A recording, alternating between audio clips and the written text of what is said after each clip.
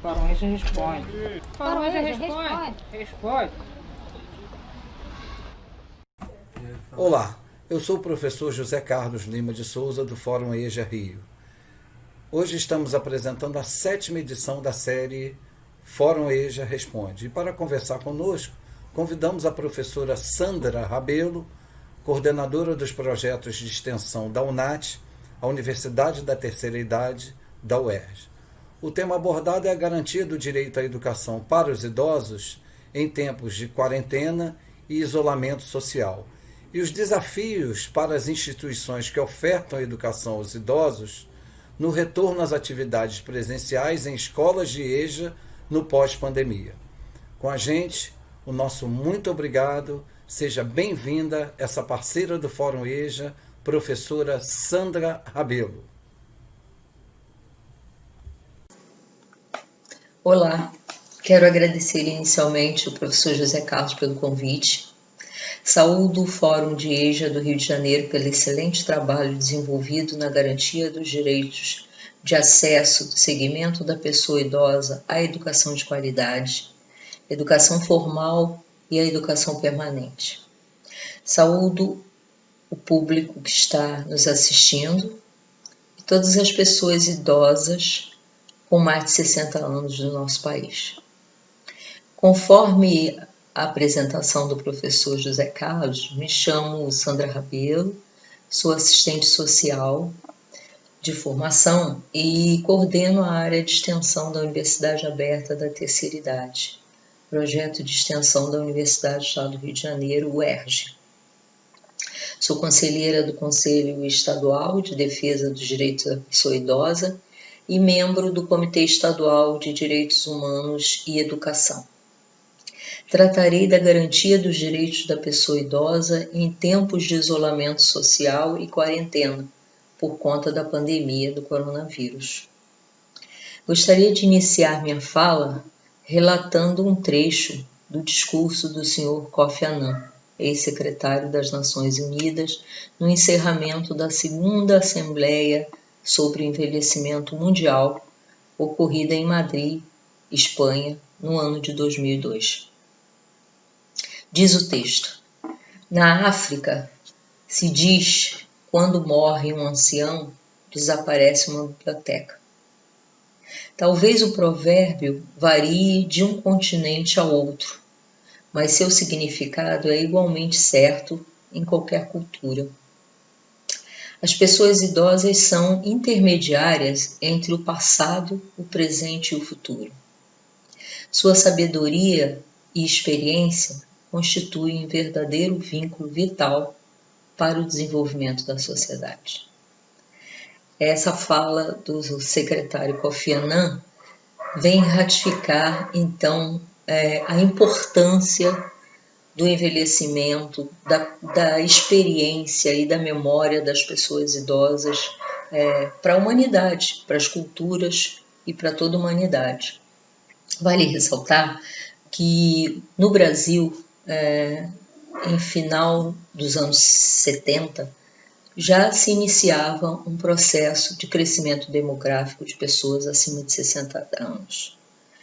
Isso fez com que, na primeira Assembleia Mundial sobre o Envelhecimento, a ONU, então, alertasse os países em desenvolvimento, entre eles o Brasil, para que procurassem desenvolver políticas públicas para o público envelhecido.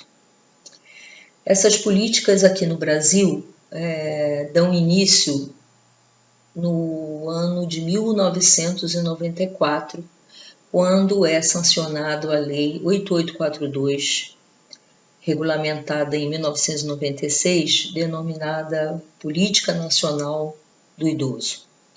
Nessa lei, a gente pode acompanhar todo o processo de garantia dos direitos sociais da pessoa idosa.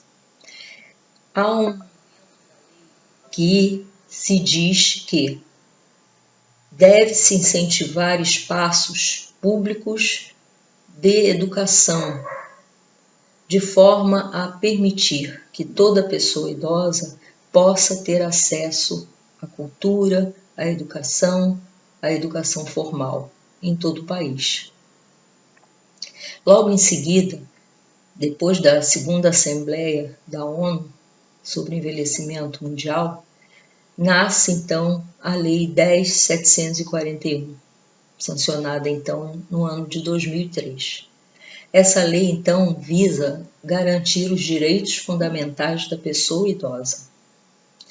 Gostaria aqui de ressaltar o artigo 21 da lei, que diz: o poder público criará oportunidades de acesso do idoso à educação, adequando currículos, metodologias e material didático aos programas educacionais a ele destinados. Esse artigo é de extrema importância para todo o processo de envelhecimento e também para o acesso dos direitos da pessoa idosa. Nesse artigo é possível a gente pensar projetos e programas como a EJA para que as pessoas idosas que precisam e querem e têm o direito a voltar aos bancos escolares poderem voltar com possibilidades, com materiais totalmente organizados para esse tipo de público, com metodologias voltadas para o conteúdo programático que seja acessível às deficiências do processo de envelhecimento. Quais são? Déficit auditivo, déficit visual e um ligeiro déficit cognitivo, processos naturais da perda de capacidade funcional de todo ser humano que envelhece. Quais são as possibilidades hoje de acesso da pessoa idosa à educação? Bom, na UNAT, o nosso projeto é um projeto de 27 anos, que conta com um elenco de oficinas temáticas que são ofertadas às pessoas com mais de 60 anos de forma a trazê-las para um convívio social, a apreensão de um novo conhecimento e possibilidades de enriquecer seu cotidiano no envelhecimento. Então, são oficinas que nós trabalhamos saúde, qualidade de vida, autocuidado, atividades lúdicas, atividades físicas e atividades culturais. O nosso trabalho tem ganhado muita relevância no interior da universidade, porque é um projeto que nasceu de uma ideia do Dr. Américo Piqui Carneiro em trazer o público idoso para o meio acadêmico. Não é uma educação formal, é uma educação permanente, mas uma educação que trouxe uma visibilidade para a Universidade do Estado do Rio de Janeiro muito positiva.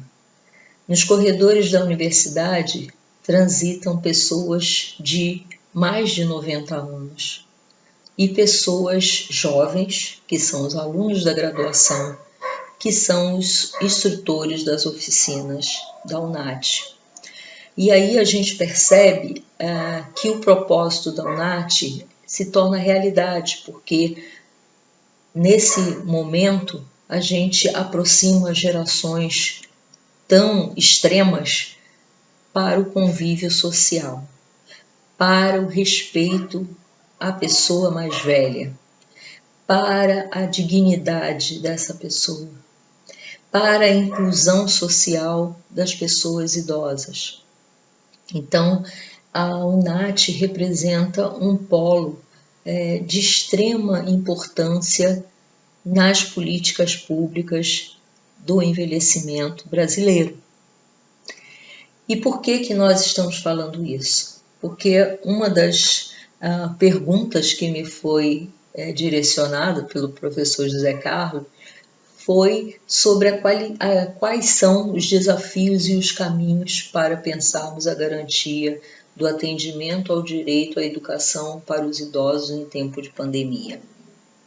Bom, vale ressaltar que nesse momento muito difícil do Brasil e do mundo, pessoas idosas e pessoas com comorbidades, infelizmente, são pessoas mais afetadas por essa epidemia. Então, não podemos deixar que essas pessoas saiam de casa, não podemos deixar que essas pessoas fiquem vulneráveis e expostas à contaminação. E o que fazer?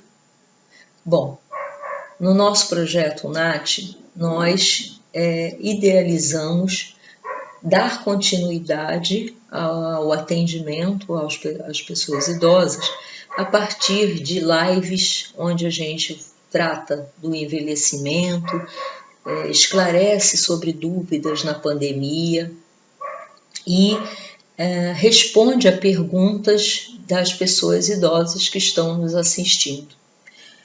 Como nós possuímos 2 ambulatórios, um deles está atendendo de forma remota aos pacientes idosos que necessitam de um acompanhamento médico e também de medicamentos de uso crônico para as doenças crônicas. Quais seriam as estratégias das instituições que ofertam educação aos idosos quando se pensa no retorno às atividades presenciais na escola de EJA no pós-pandemia? Bom, primeiramente a gente ainda precisa avaliar o processo de flexibilização nessa pandemia e pós-pandemia. Ainda temos a certeza de que o público-alvo, os idosos com mais de 60 anos, não podem voltar ao convívio social em grupo. Enquanto não tivermos a vacina, o público continuará vulnerável a essa doença.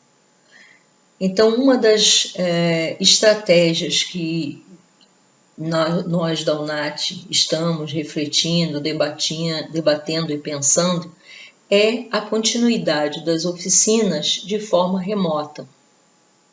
Mas também, por outro lado, temos uma dificuldade a enfrentar.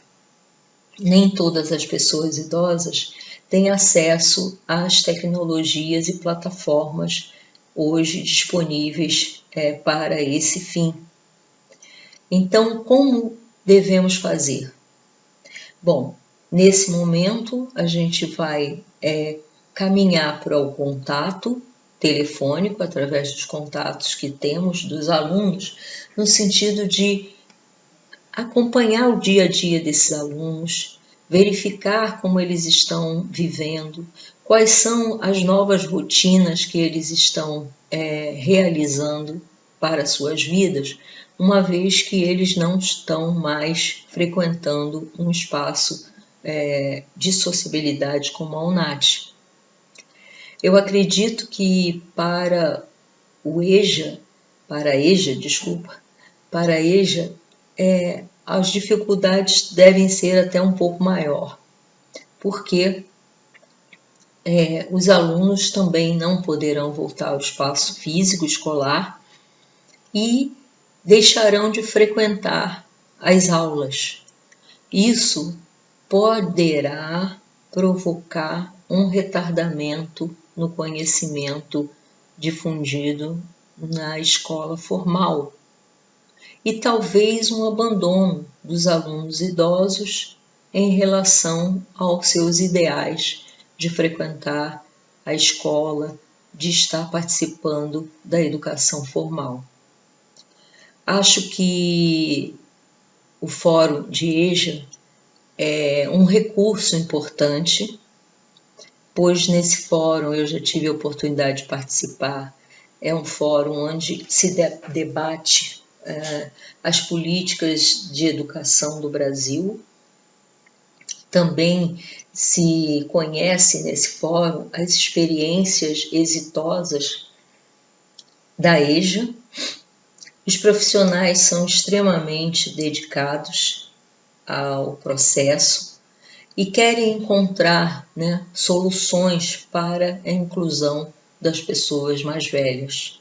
Então eu imagino que a EJA e o Fórum de EJA também deve estar debatendo estratégias que venham garantir a aproximação e a continuidade da presença das pessoas idosas no espaço escolar.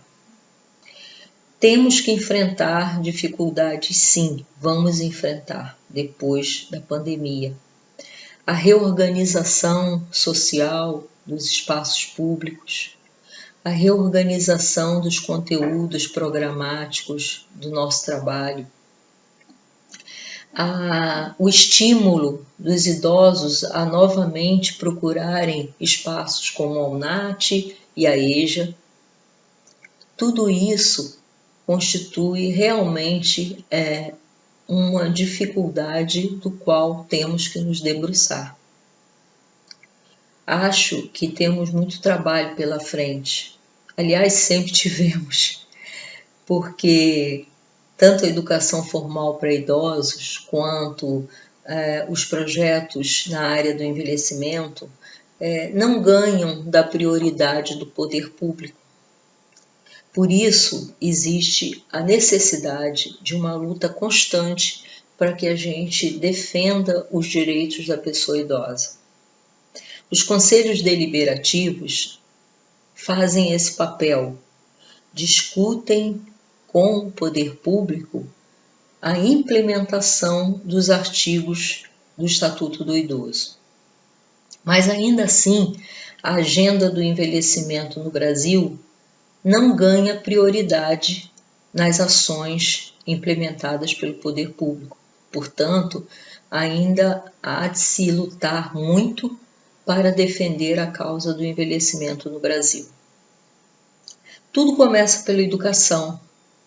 E quando a gente, dedicada à causa do envelhecimento, oferece e dá a oportunidade a uma pessoa com mais de 60 anos de frequentar um banco de escola, de participar de debates e de conhecer conteúdos didáticos, culturais e históricos, nós estamos modificando toda uma realidade. E ainda bem, porque o envelhecimento no Brasil tem possibilidades de longevidade. Portanto, ainda estaremos contribuindo para a qualidade de vida das pessoas que envelhecem no Brasil. Eu considero a área da educação formal ou educação permanente uma grande estratégia para que a gente possa levar a todas as pessoas idosas conhecimento, a possibilidade de estar visível no meio social, ou seja, dar visibilidade a seu envelhecimento, a sua história e poder contribuir politicamente, socialmente, para os caminhos do nosso país. Então, saudemos as pessoas idosas e saudemos a EJA. Saudemos também aos projetos acadêmicos que valorizam o cidadão e a cidadã idosos e possam, a partir daí, fomentar a criação de novas políticas no Brasil. Um fato que nos leva a crer e também a ter a certeza de que o envelhecimento é uma fronteira favorável para a sociedade brasileira é o fato de que as projeções do IBGE apontam um crescimento populacional por volta do ano 2050 de pessoas idosas, em maior dimensão do que pessoas de 7 a 14 anos. Então, é importante a gente pensar que o Brasil caminha para um envelhecimento. E se caminha para um envelhecimento, cabe ao poder público, à sociedade toda, investir nesse envelhecimento, considerando que as pessoas estarão no mercado de trabalho, estarão contribuindo para as novas políticas públicas e estarão contribuindo para o desenvolvimento da sociedade. Agradeço a oportunidade e desejo a todos uma boa tarde. Obrigada.